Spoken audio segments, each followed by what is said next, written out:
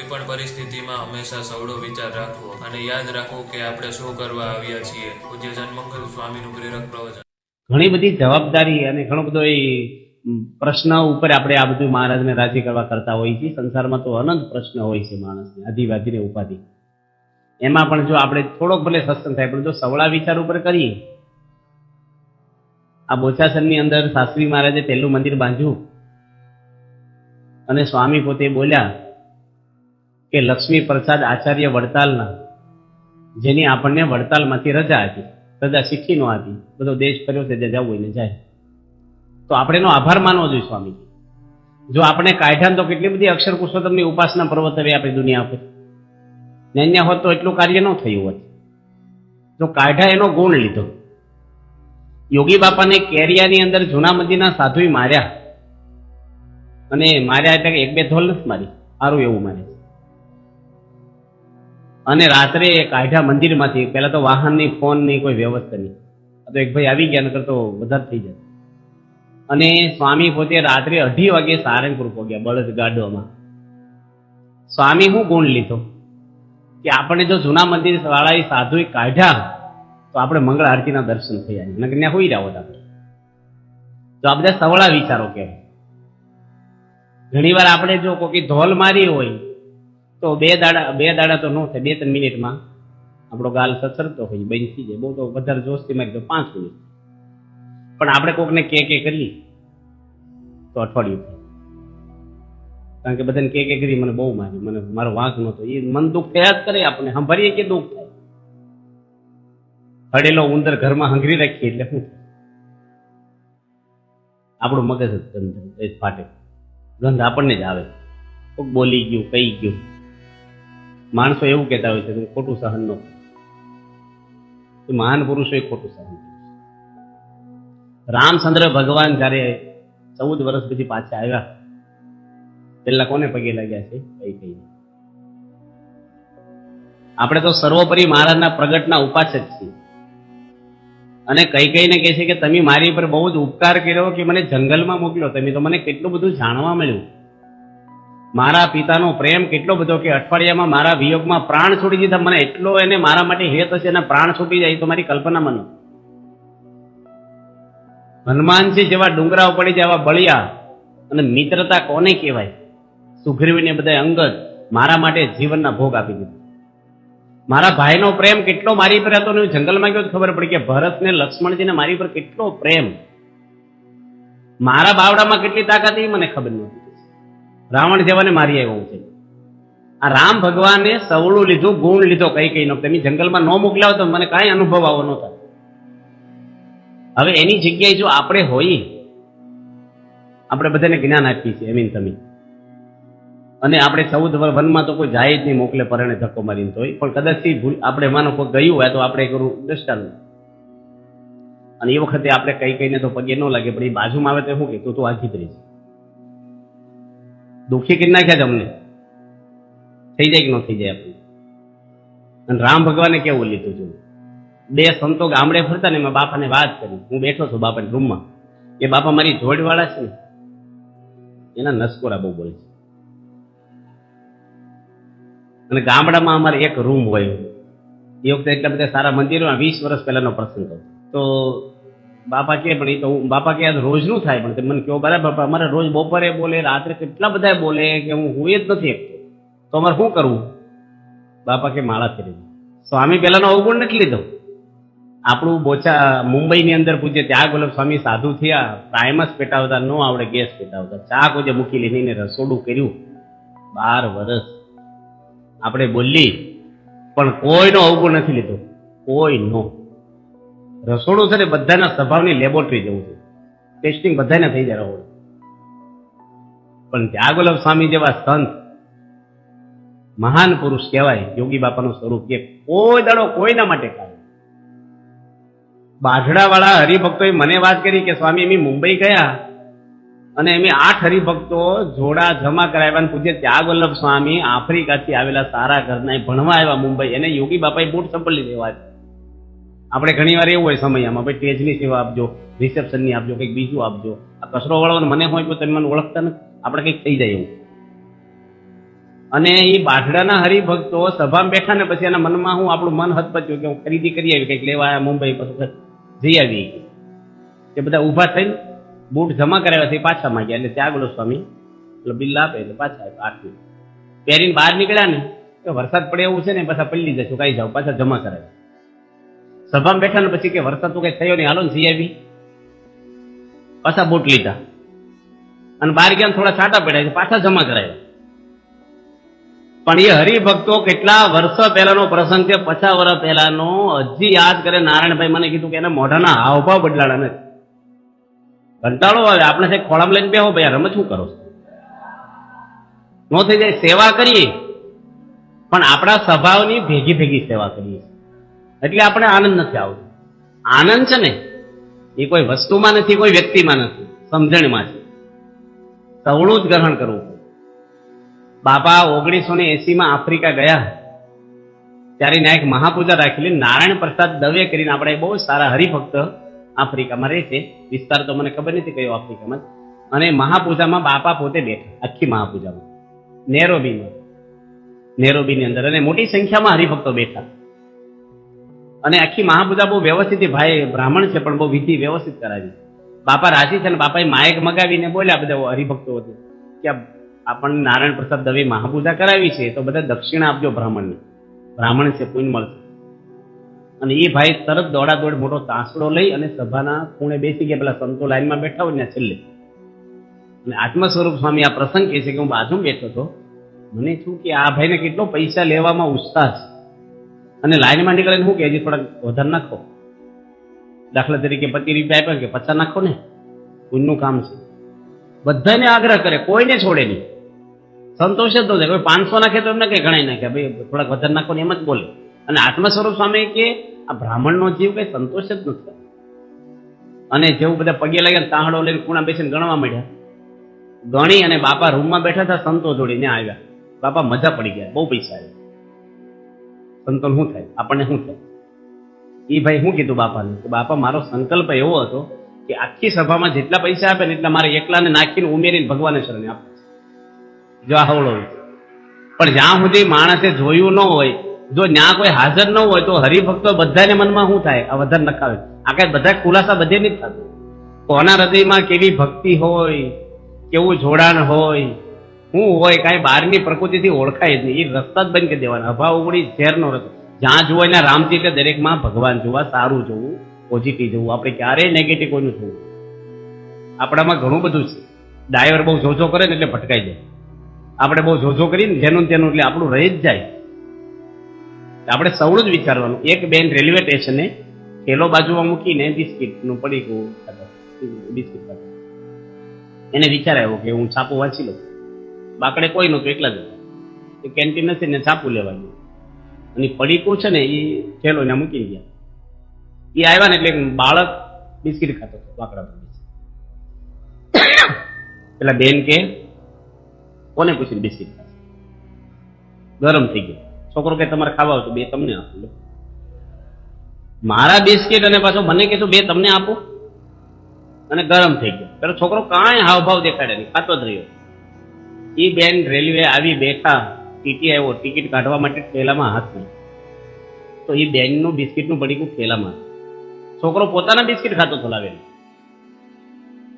જો માણસે જોયું ન હોય આગળ પાછળ તો આપણને ઘણું બધું એ થાય અટલાદરામાં વર્ષો પહેલા વસંત પંચમીના સમયમાં પૂજ્ય ત્યાગલો સ્વામી અમારી જોડે જમતા હતા અને ત્યાગલો સ્વામી પૂછ્યું કે સંતો જમવા નથી આવ્યા અને બધા સંતો જમાડવાનું બહુ પ્રેમ બીજી એક વ્યક્તિ શું બોલે ત્યાગલો સ્વામી કે સેવામાં છે એ કે નાના ક્યાંય બાલા માતા છે જો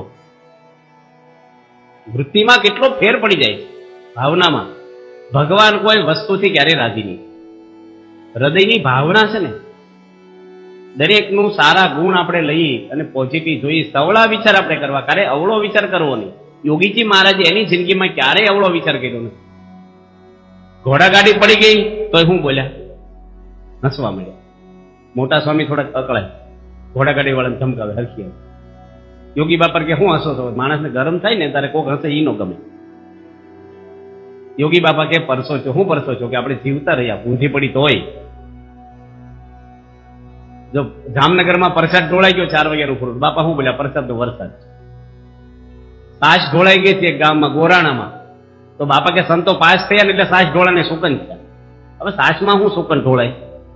પણ ઢોળાણું એનું ઓછું નું આવવા દે, અને એની ઉપર કોઈ અકળાય નહીં ને એટલે વાતાવરણ હળવું કરી નાખે બાપા. દરેકમાં હવડો લીધું બાપાએ.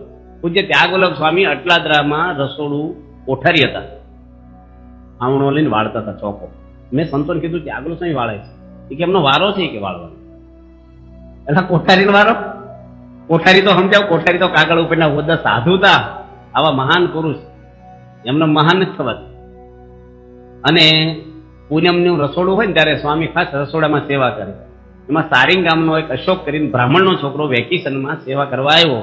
પૂજ્ય ત્યાગલો સાંઈ કીધું કે તમે એક ડોયો એટલે એક વાટકી જેટલું મરચું દાળમાં નાખો. 1500 માણસની દાળ ઉકળે પૂનમની, અને એ મારી જેવું આળસું તે ડબ્બો નમાયો. મરચું છે ને દબાવીને ભરે, જીવાત ન પડે. અને 1.5 કિલોનો પોળો આખો પડ્યો અંદર ઉકળતી દાળમાં. શું થાય? ત્યાગલો સ્વામી બાજુ ઉભા ઉભા એટલા બધા હસી પડ્યા કે હવે દાળ ખૂટે નહીં આપણે. જો હવળું લીધું, એ છોકરાને વિચાર આવ્યો કે મારી મમ્મી હોય ને તો મોઢું બગાડે ને મને 2 શબ્દો તો કે ન કે, અને કાંઈ નો કે તો હશે તો નહીં જ. આ તો મારી માથી પણ અધિક છે, અને સાધુ થઈ ગઈ. આ પ્રસંગથી સાધુ થાય. તો મોટા પુરુષો કોઈ પણ તમે જુઓ, બાપા અહીંયા બોચાસનમાં જ બાપા હતા, અને ઊંઢેરા ગામના એક મણિકાકા આવ્યો. બાપા જોડે બધા વીટાઈને બેઠે, એક મિટિંગ જવું અને અકળાઈને આવેલા. હવે એના ગામમાં મંદિર કર્યું ને ત્યારે નાની નાની જગ્યા બધાની હતી લીધી ને એનો એક ખૂણો હતો, એ નહોતા આપતા. એ તો સત્યવલનો ધર્મ પાડે. હું એને ઘરે ઉતારો કરતો વિચરણમાં. તો હરિભક્તોએ કીધું કે તમે અમને આપો. એ કે મારી બાજુ ખડકી મૂકો તો આપો.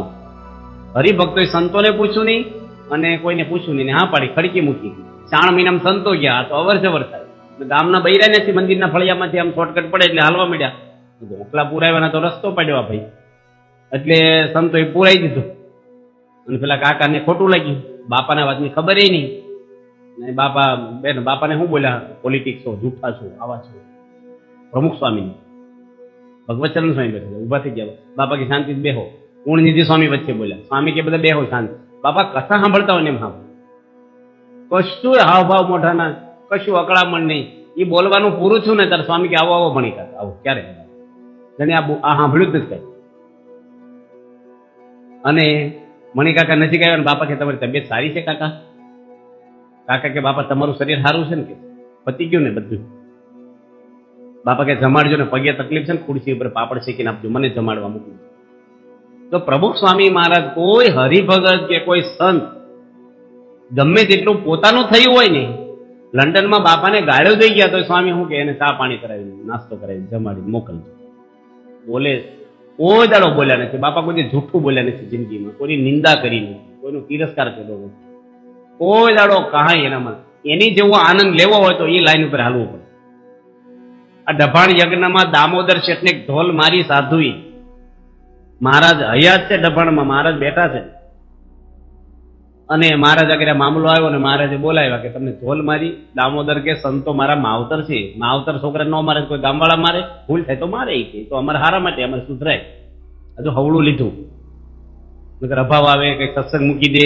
શિવલાલ શેઠને કીધું હાડક્યું કોણ ખાવે? હોપારી આવડા મોટા શેઠ ઉચ્ચાવ્યા. આપણે શું કહીએ? હોપારી વ્યસનમાં કહેવાય, પાછું જાહેરમાં કહેવાય, એમને આમ કહેવાય. કેટલું મૂળિયા હોતી ઊંડા, કશું જ નહીં.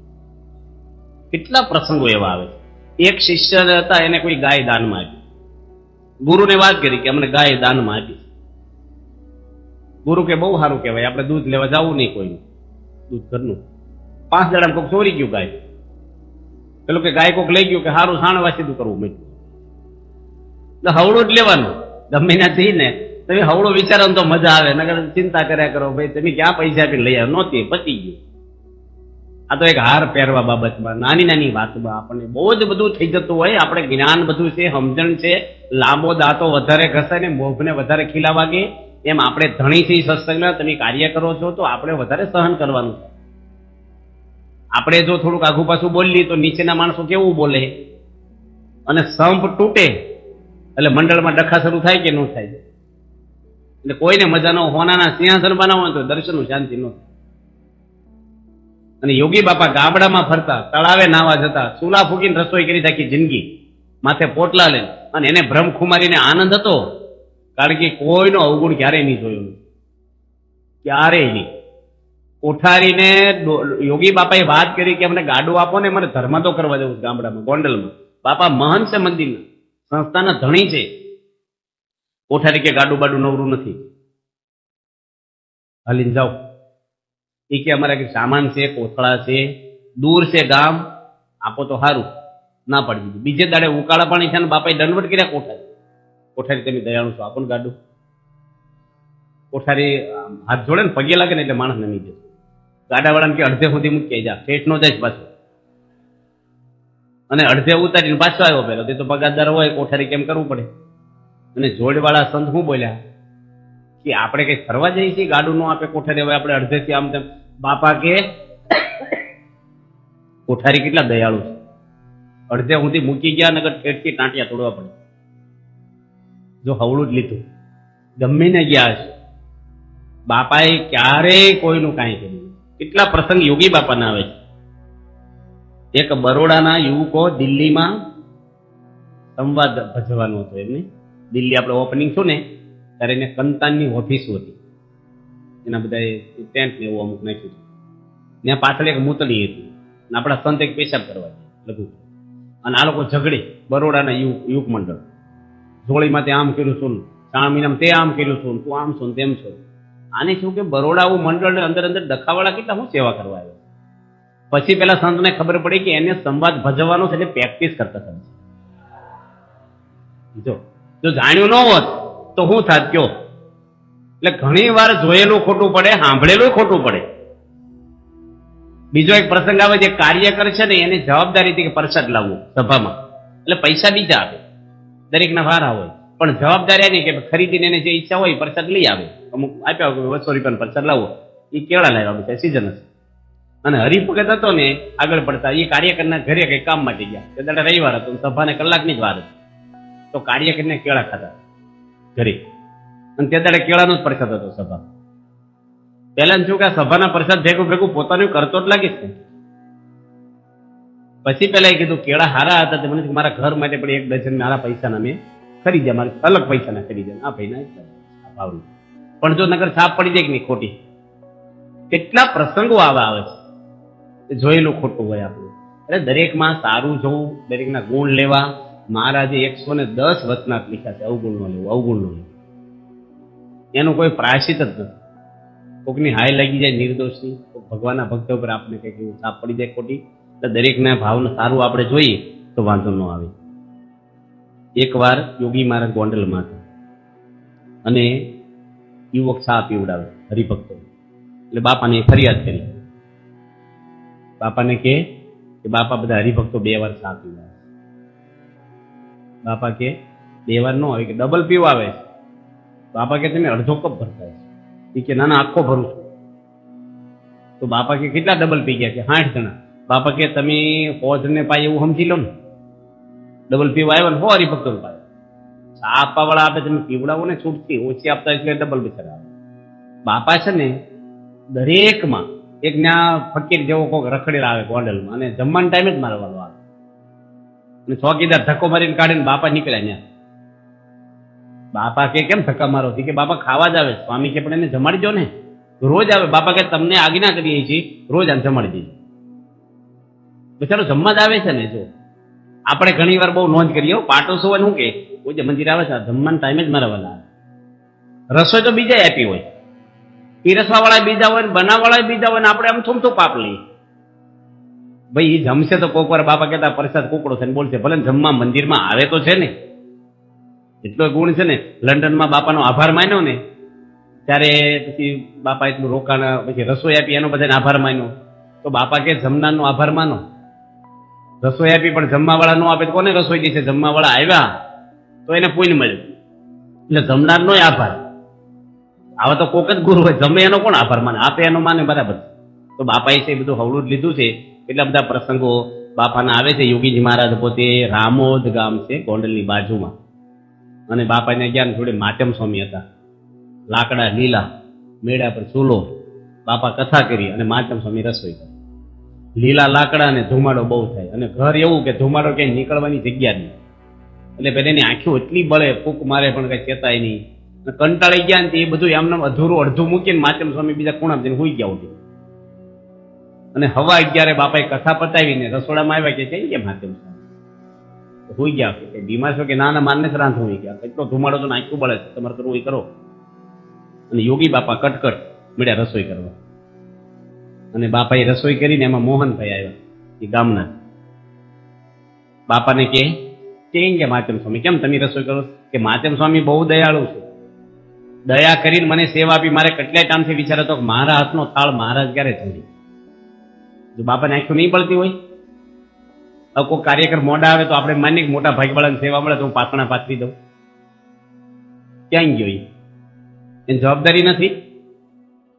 આપણે મનમાં આ બધા વાતો તમે સાંભળો ને પ્રેક્ટિકલ કરવાનું તો મજા આવે, વાતો સાંભળે નહીં મજા આવે. કાંઈક એવું બને ને તારે યાદ રાખવાના બાપા યોગી બાપાના પ્રસંગ.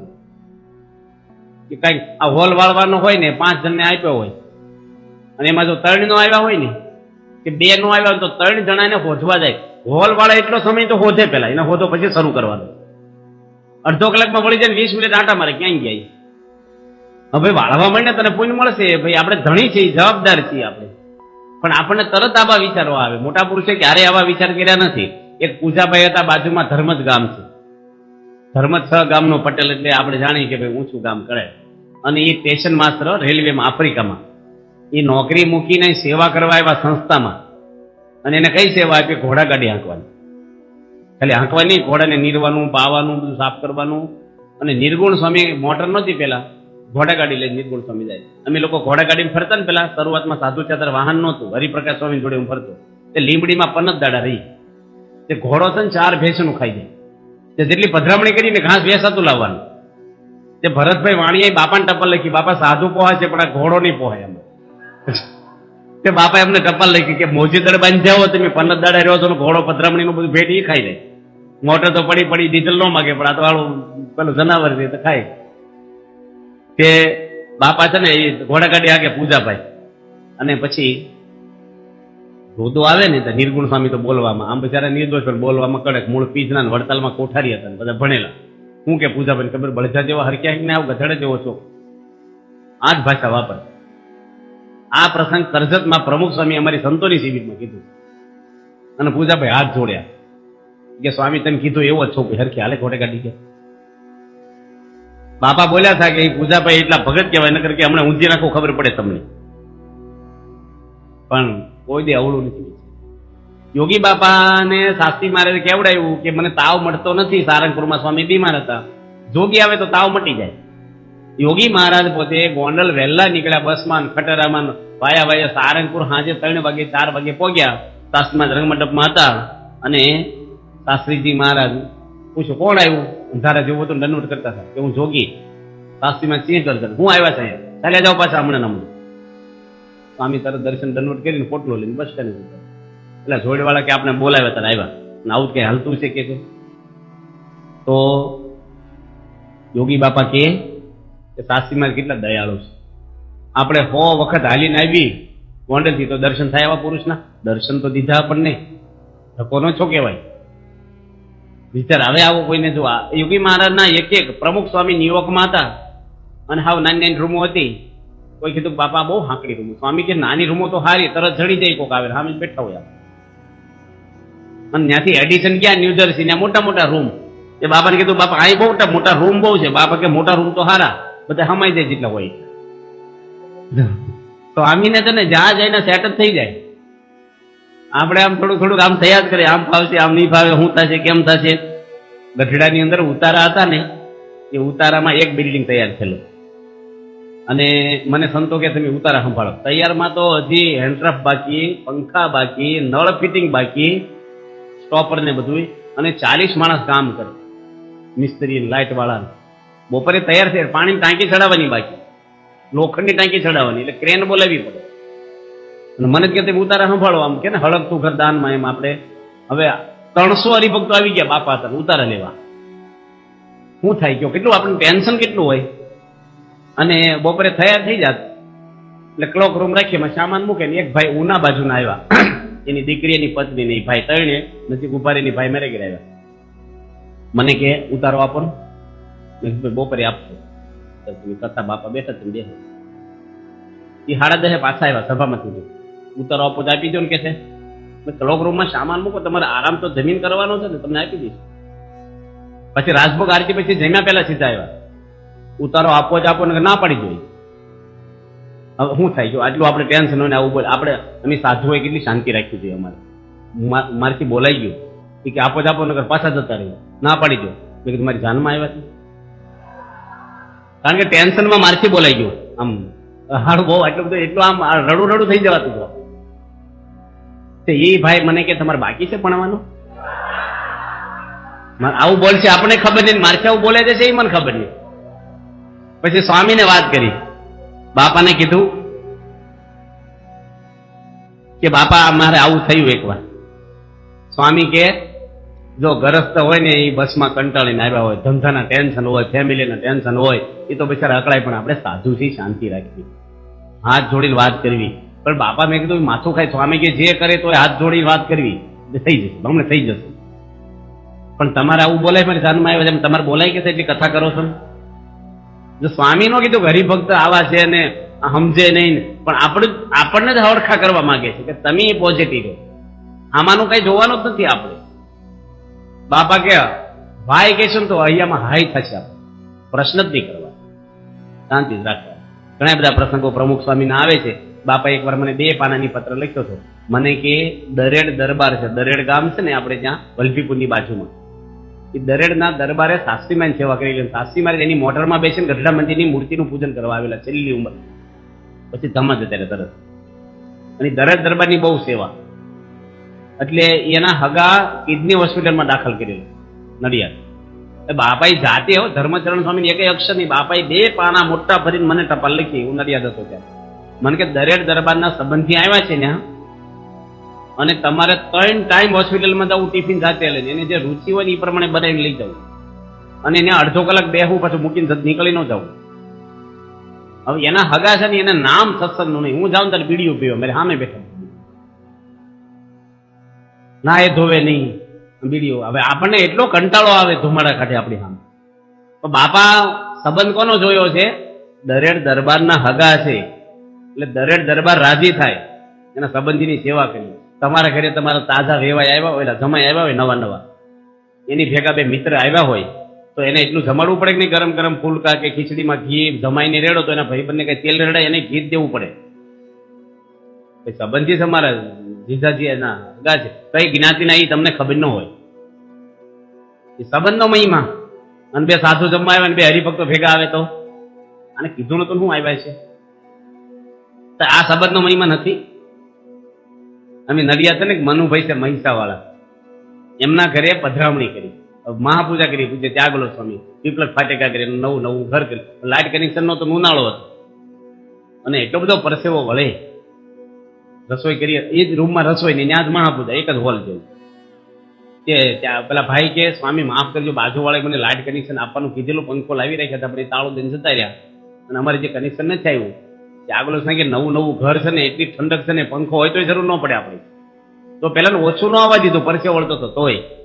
નકર કે તમારે શું ઉતાવળ હતી, પછી બોલાવવા જોઈએ ને, આ બધું આમ હાલતું છે, સંતો હેરાન થઈ ગયા, આમ તેમ બોલાય જ નહીં કાંઈ. જિંદગીમાં પ્રમુખ સ્વામી બોલ્યા નથી.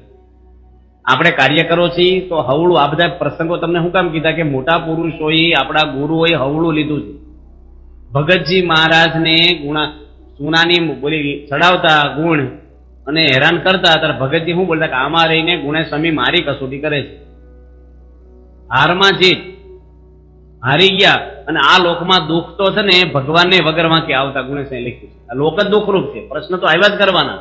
એમાં આપણે હવળું લઈએ તો વાંધો ન આવે, જો અવળું લઈએ ને આપણે તો દુઃખી.